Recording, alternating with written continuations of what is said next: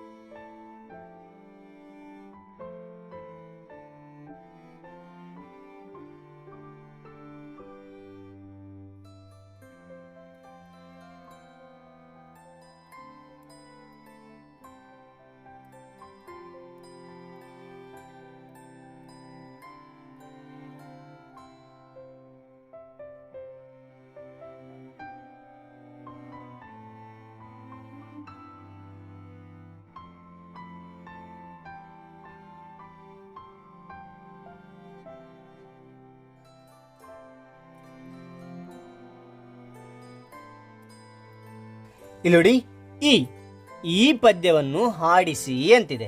ಹಾಗಾದ್ರೆ ಈ ಪದ್ಯವನ್ನು ಹೇಗೆ ಹಾಡೋದು ಅಂತೇಳಿ ಕೇಳ್ತಾ ಹೋಗೋಣವಾ? ಹಾಗಾದ್ರೆ ಈ ಹಾಡನ್ನು ಕೇಳ್ತಾ ಹೋಗೋಣ. ಈ ಒಂದು ಪದ್ಯವನ್ನು ಯಾರು ಬರೆದಿದ್ದಾರೆ ಅಂತಂದ್ರಿಗಿನ ಬೆಂಡರವಾಡಿ ಸುಬ್ರಹ್ಮಣ್ಯ ಶರ್ಮ. ಬೆಂಡರವಾಡಿ ಸುಬ್ರಹ್ಮಣ್ಯ ಶರ್ಮ ಅವರು ಬರೆದಿದ್ದಾರೆ.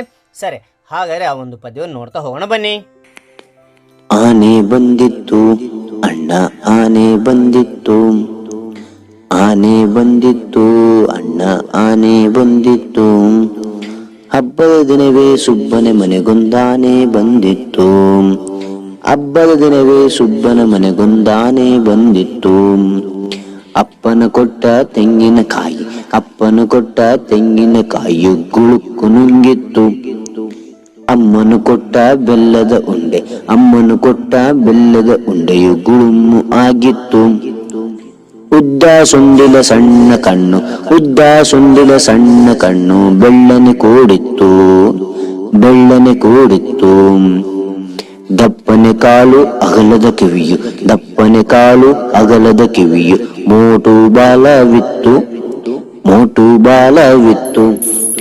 ಕಾಲಿಗೆ ಗೆಜ್ಜೆ ಕೊರಳಲಿ ಗಂಟೆ, ಕಾಲಿಗೆ ಗೆಜ್ಜೆ ಕೊರಳಲಿ ಗಂಟೆ.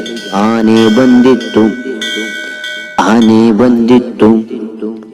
ಮೈ ಮೇಲೆಲ್ಲ ಚಿನ್ನದ ಬಟ್ಟೆ ಪಳಪಳ ಹೊಳೆತಿತ್ತು, ಮೈ ಮೇಲೆಲ್ಲ ಚಿನ್ನದ ಬಟ್ಟೆ ಪಳಪಳ ಹೊಳಿತಿತ್ತು. ಹೆಜ್ಜೆ ಮೇಲೆ ಹೆಜ್ಜೆ ಇಟ್ಟು, ಹೆಜ್ಜೆಯ ಮೇಲೆ ಹೆಜ್ಜೆ ಇಟ್ಟು ಆನೆ ಬಂದಿತ್ತು. ನೀರಿಗೆ ಇಳಿದು ಸೊಂಡಿಲು ಬಡಿದು ಜಳಕ ಮಾಡಿತ್ತು, ನೀರಿಗೆ ಇಳಿದು ಸೊಂಡಿಲು ಬಡಿದು ಜಳಕ ಮಾಡಿತ್ತು. ಹೊಟ್ಟೆಗುಡಾಣ ಕೇಳೋ ಜಾಣ, ಹೊಟ್ಟೆಗುಡಾಣ ಕೇಳೋ ಜಾಣ ಆನೆ ಬಂದಿತ್ತು. ಕೆಳಕ್ಕೆ ಬಗ್ಗಿ ಸೊಂಡಿಲು ಎತ್ತಿ, ಕೆಳಕ್ಕೆ ಬಗ್ಗಿ ಸೊಂಡಿಲು ಎತ್ತಿ ಸಲಾಮು ಮಾಡಿತ್ತು, ಸಲಾಮು ಮಾಡಿತ್ತು. ಬನ್ನಿರಿ ಮಕ್ಕಳೇ ಸವಾರಿ ಮಾಡಿ, ಬನ್ನಿರಿ ಮಕ್ಕಳೇ ಸವಾರಿ ಮಾಡಿ ಎಂದು ಕರೆದಿತ್ತು.